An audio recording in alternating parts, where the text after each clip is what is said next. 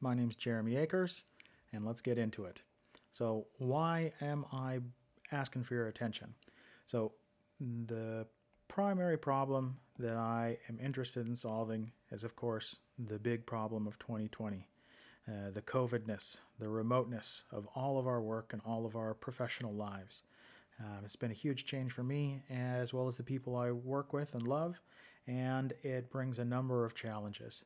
Specifically, this guy. No more chats by the coffee machine, especially with people outside of my immediate team, context, or functional silo.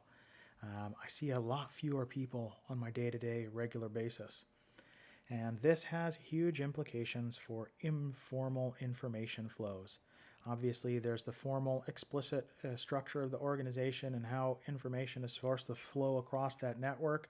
But think about how much information just comes via based on relationships of people you worked with at one point but no longer see very frequently. People that you bump into at lunch, so on and so forth. So this flow of informal information has huge implications for innovation as well as collaborative problem solving. If we have any degree of familiarity, and I see you at the coffee machine, I may share some small amount of challenge that I'm running into, and you'll be able to offer some insight based on your experience about how to deal with it. And then, of course, hey, we have the expectation that eureka moments of insight may come when we intermingle competencies across functional silos. So, and then of course there's the challenge that we have from the mental health perspective, right? That this sense of community and belonging to something larger than myself is hugely interrupted when I can no longer see the rest of the parts of that thing larger than myself. That it's just me right here at my dining table, and in the absence of that community and that belonging, there are huge challenges that occur with our mental health, right? Addiction, depression. Oh, I think we all know the struggle, right? And somebody once told me that the opposite of addiction is not sobriety. The opposite of addiction is connection. So anything that we can do to increase this community, this belonging, to restore information flows with people outside of our team and context, to me is a challenge worth pursuing. So to that end, I want to introduce you to one idea that I've been working on for the last 6 months or so. And I call it the Cultural Hackathon. It's a sort of meta experiment. Oh, and for those of you guys who don't know this is a test card from Strategyzer. We'll run through it and you'll see how it works.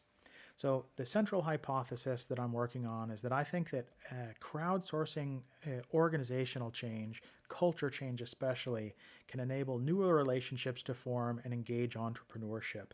Again, so what I'm hoping to do is activate relationships outside of functional silos. And to verify that, what I propose is to run a sort of innovation pipeline, a cultural hackathon, and give everybody a budget of 8 hours per quarter, for example, as a starting point. And of course, measure all types of nifty indicators, both hard and soft. Your soft indicators, your employment engagement surveys, your net promoter scores. Measure participation in the program, because I think it's important that it's opt-in. Participation in things that you also do, like your sprint reviews and retrospectives, as well as some interesting metrics about social networking analysis. Without to get too wonkish, because I'm trying to keep this short, there's 3 metrics that I think are particularly interesting. So if you map the social network, you can apply network analysis to it. One of those is closeness centrality, which is the distance between any 2 people in the organization.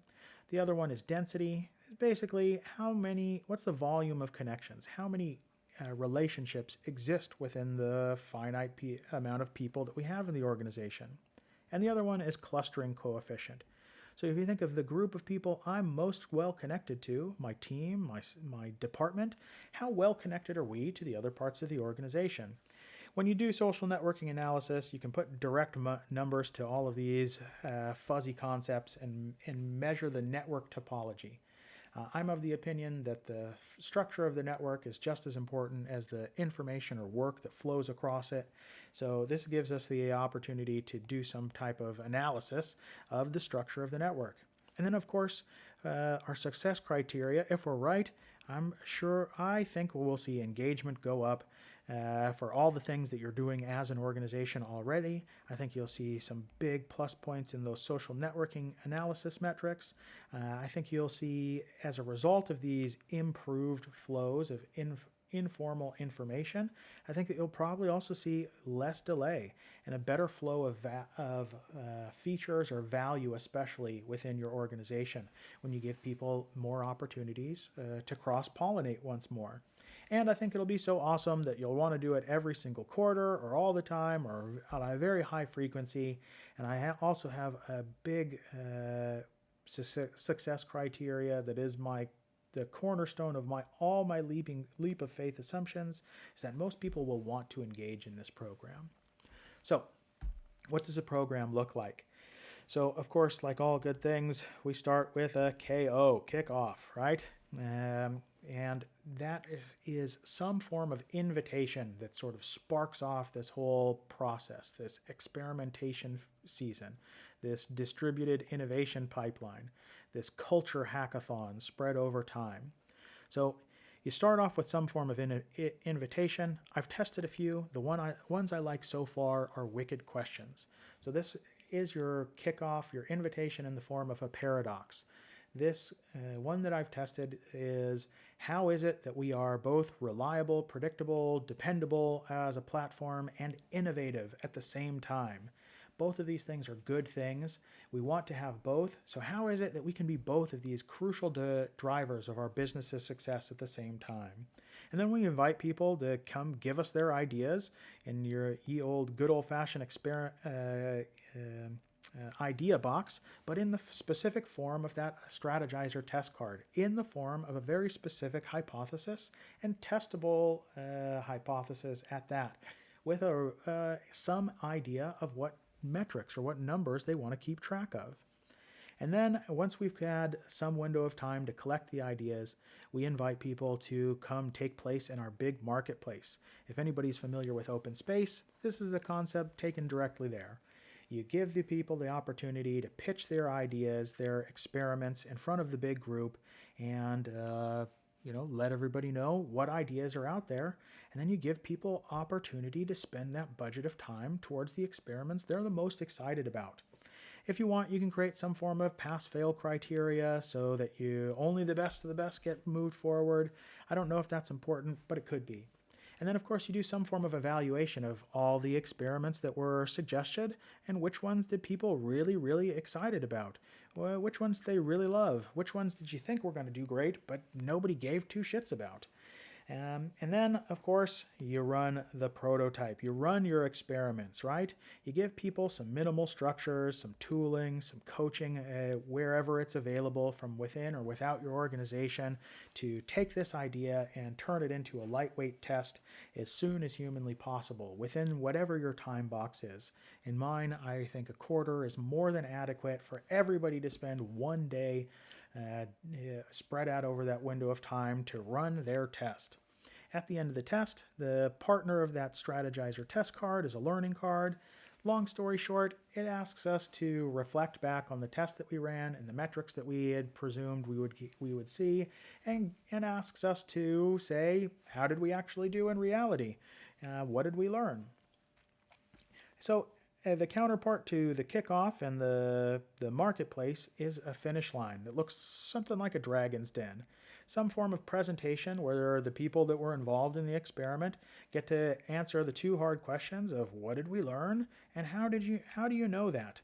And it's really interesting, I think, to have a semi-critical perspective in these Dragon's Den to really help dig into reflection and help spread all of the insight that is available there.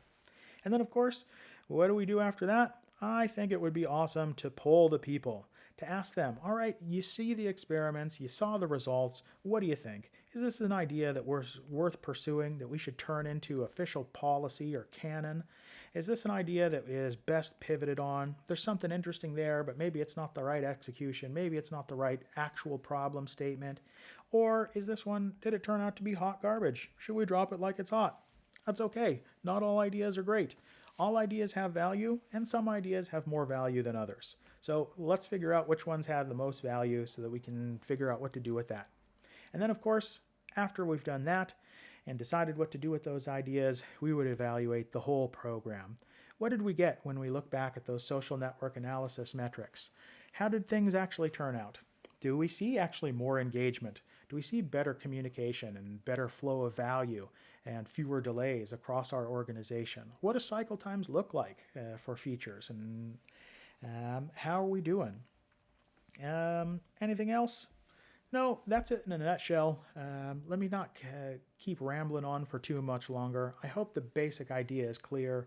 Run a culture hackathon, allow people to engage in organizational change, become an evolutionary organization, help teach this process of organized experimentation and learning, help people build relationships outside of their functional silos and department, give people the opportunity to interact in a way in which they can contribute and engage to the health and prosperity of organizations, and let's see what happens. Again, this is an idea that I haven't had the opportunity to fully test and validate, but I think there's enough meat on the bones of this structure for you to either get up and running or to give me a call and enlist my help. I would love to participate in the validation of this experiment. Again, my name's Jeremy Akers. Thanks very much for your time, attention, and energy, and be good to yourself.